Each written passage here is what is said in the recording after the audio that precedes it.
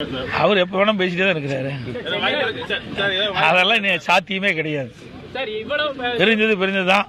ஏன்னா பிரிஞ்சது மட்டும் இல்ல, இந்த கட்சியை எதிரிகளிட்டு அடமான வைக்கிறத எங்களால் தாங்க முடியல.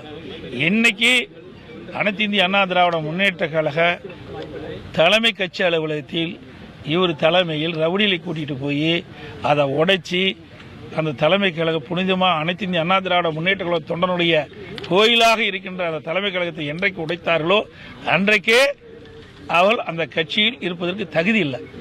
அந்த அடிப்படையில் அவர்கள் இணைத்துக் கொள்கின்ற வாய்ப்பே கிடையாது.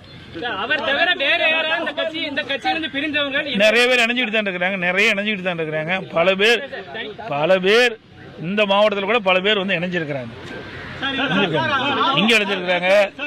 அங்க நம்முடைய ராஜேந்திர விருதுநகர் மாவட்டத்தில் இணைஞ்சிருக்கிறாங்க. அதே மாதிரி இது திருநெல்வேலி புறநகர் மாவட்டத்தில் இணைஞ்சிருக்காங்க. தமிழகத்தில் பல்வேறு மாவட்டங்களில் இருந்து புரியுதுங்களா, பல்வேறு கட்சியிலிருந்து விலகி அதிமுகவில் சேர்த்திட்டு இருக்கிறோம். அது அவரை தான் கேட்கணும். நீ அவர்கிட்ட கேட்கின்ற கேள்வியில எங்கிட்ட கேட்டா எப்படிங்க தெரியும்?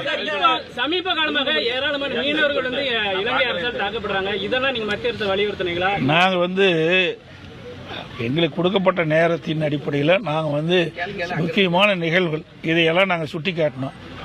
அதே மாதிரி மீனவர்கள் இன்றைக்கு நேற்றைக்கு தொடர்ந்து தாக்கப்பட்டு வருகிறார்கள். அந்த மீனவர்களை காக்க வேண்டும், மீனவர்கள் எந்த விதத்திலும் பாதிக்கக்கூடாது என்று நாங்கள் ஆட்சியில் இருக்கின்ற போதும் சரி, அம்மா ஆட்சியில் இருக்கின்ற போதும் சரி தொடர்ந்து வலியுறுத்தி வருகின்றோம்.